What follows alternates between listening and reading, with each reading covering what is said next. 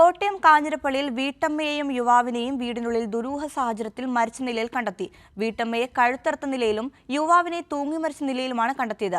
മോർക്കോലിൽ ഷേർലി മാത്യു ആണ് മരിച്ചത്. വിവരങ്ങളുമായി സനോജ് സുരേന്ദ്രൻ ചേരുന്നുണ്ട്. സനോജ്, ഇപ്പോൾ വീട്ടമ്മയും യുവാവിനെയും വീടിനുള്ളിൽ ദുരൂഹ സാഹചര്യത്തിലാണ് മരിച്ച നിലയിൽ കണ്ടെത്തിയത്. എന്താണ് ഇത്തരത്തിലൊരു കാരണം? വിശദാംശങ്ങൾ.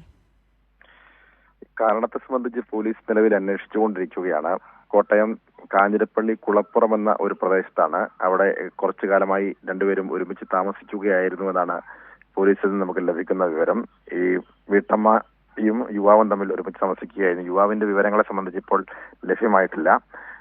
എന്താണ് മരണകാരണം എന്നതിനെ സംബന്ധിച്ചും അല്ലെങ്കിൽ കൊലപാതകത്തിലേക്ക് നയിച്ച കാരണം എന്നതിനെ സംബന്ധിച്ചും ഒരു വ്യക്തത ഉണ്ടായിട്ടില്ല. വീട്ടിൽ ഉള്ള ആളുകൾ, ബന്ധുമിത്രാദികൾ ഈ യുവതിയെ ഫോണിൽ ബന്ധപ്പെട്ടപ്പോൾ ലഭിക്കാതെ വന്നതിനെ തുടർന്ന് നടത്തിയ അന്വേഷണത്തിലാണ് ഇത്തരത്തിൽ കൊലപാതകം നടന്നിട്ടുണ്ട് എന്ന് കണ്ടെത്താൻ കഴിഞ്ഞിട്ടുള്ളത്.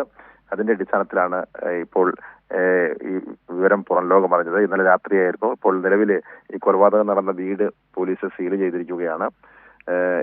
രാവിലെ തന്നെ ഇൻക്വസ്റ്റ് നടപടികൾ, മറ്റ് അന്വേഷണങ്ങൾ നടത്തിയെങ്കിൽ മാത്രമേ ഇതിന്റെ കൂടുതൽ വിവരങ്ങൾ, വിശദാംശങ്ങൾ ലഭ്യമാവുകയുള്ളൂ.